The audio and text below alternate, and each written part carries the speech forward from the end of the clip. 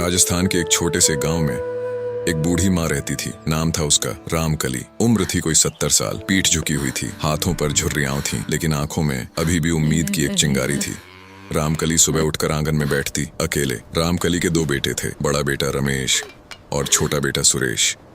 दोनों शहर में नौकरी करते थे। दोनों की शादी हो चुकी थी, दोनों के बच्चे थे, दोनों की अपनी दुनिया थी। लेकिन माँ की दुनिया में सिर्फ वो पुराना घर था, वो टूटी हुई चारपाई थी और वो इंतजार था जो कभी खत्म नहीं होता था। हर सुबह रामकली उठती, चाय बनाती, भगवान को प्रणाम करती और दरवाजे पर बैठ जाती। शायद आज कोई आए, शायद आज बेटा आए। लेकिन वो दिन कभी नहीं आता था।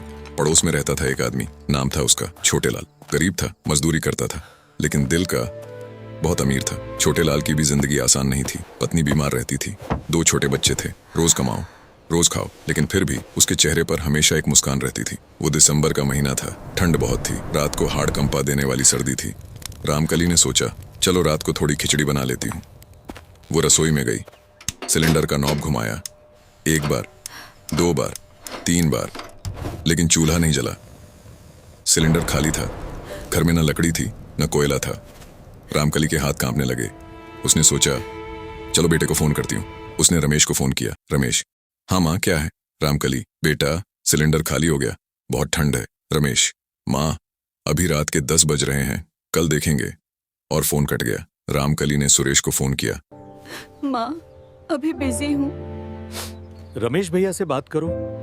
फोन फिर कट गया। उस रात रामकली भूखी थी, ठंड में कांप रही थी और बिल्कुल अकेली थी। रात के करीब 11 बजे छोटे लाल काम से लौटा। उसने देखा रामकली के घर में अंधेरा है, कोई चूल्हा नहीं जला। उसे कुछ अजीब लगा। वो दरवाजे पर गया, धीरे से खटखटाया। दरवाजा खुला और सामने रामकली थी, कांपती हुई। छोटे लाल, माँ जी खाना नहीं खाया? रामकली ने मुस्कुराने की कोशिश की, लेकिन आंसू निकल आए। छोटे लाल सब समझ गया। वो तुरंत अपने घर गया। पत्नी से बोला, हमारे सिलेंडर में थोड़ी गैस है, माँ जी को दे देते हैं। पत्नी ने पूछा, बच्चों का क्या? छोटे लाल बोला, भगवान देखेगा। उस रात वो अपना सिलेंडर उठाकर रामकली के घर ले गया। चूल्हा जला, घर में रोशनी हुई और रामकली की आंखों में भी। रामकली की आंखों से आंसू बह निकले। बेटा, तू मेरा बेटा है, सच्चा बेटा।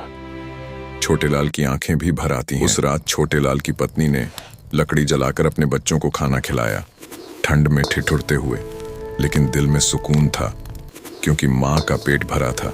अगले दिन सुबह छोटे लाल काम पर जाने की तैयारी करता है। अगली सुबह छोटे लाल ने एक फैसला किया।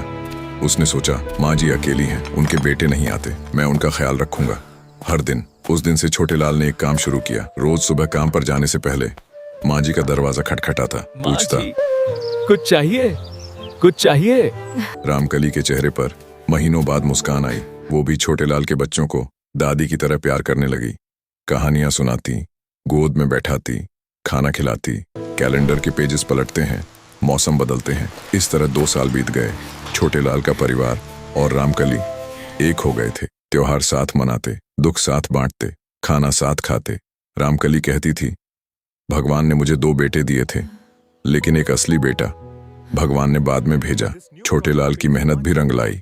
उसे एक ठेकेदार के यहाँ थोड़ी अच्छी नौकरी मिल गई। एक दिन अचानक गांव में हलचल।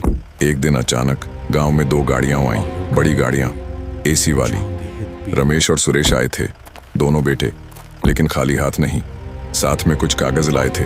रमेश घर में घुसता है, इधर उधर देखता है। रमेश, माँ हमने सोचा है ये पुराना घर बेच देते हैं, शहर में तेरे लिए कमरा ले देंगे, साथ रहेंगे। रामकली समझ गई, ये प्यार नहीं था, ये जमीन थी। गांव में जमीन की कीमत बढ़ गई थी। बेटे जमीन बेचने आए थे। रामकली, बेटा ये घर नहीं बिकेगा, यहाँ तेरे बाप की यादें हैं। रमेश, माँ सेंटिमेंट से पेट नहीं भरता, साइन कर दो। अगले दिन रमेश और सुरेश फिर आते हैं, इस बार वकील के साथ। रमेश ने सोचा, माँ अकेली है, दबाव में साइन कर देगी। लेकिन जब वो घर पहुंचे तो वहां एक और इंसान बैठा था, गांव का सरपंच। छोटे लाल ने रात को ही सरपंच को सब बता दिया था और सरपंच खुद आया था माँ की रक्षा करने। सरपंच, रमेश, सुरेश बैठो, बात करते हैं। सरपंच ने एक कागज निकाला और बोला, सरपंच, रामकली माँ ने कल ही एक वसीयत लिखवाई है। इस घर और जमीन का एक हिस्सा छोटे लाल के नाम है, क्योंकि उसने वो किया जो बेटों को करना चाहिए था। रमेश और सुरेश के पैरों तले जमीन खिसक जाती है। रमेश, माँ ये क्या किया तूने? वो गैर है, हम तेरे बेटे हैं, रामकली धीरे धीरे उठी, अपने बेटों के सामने खड़ी हुई और बोली, रामकली बेटा, बेटा वो होता है जो माँ के दर्द में साथ हो। उस रात जब मैं भूखी थी, ठंड में कांप रही थी, तुमने फोन काटा और इस गरीब ने अपने घर का सिलेंडर दे दिया। अपने बच्चे भूखे रखे लेकिन मुझे खाना खिलाया। बेटे, खून से नहीं प्यार से रिश्ते बनते हैं। रमेश और सुरेश की आंखें भर आती हैं। वो दोनों वहीं जमीन पर बैठ गए, शर्म से, पछतावे से, और रोने लगे। कुछ महीने बाद, उस दिन के बाद रमेश और सुरेश बदल गए। हर महीने आने लगे, पैसे भेजने लगे, माँ से माफी मांगी।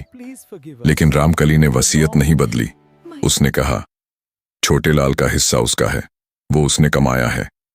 प्यार से छोटे लाल ने वो जमीन बेची नहीं, उस पर एक छोटा सा घर बनाया और रामकली के साथ रहने लगा, एक परिवार की तरह।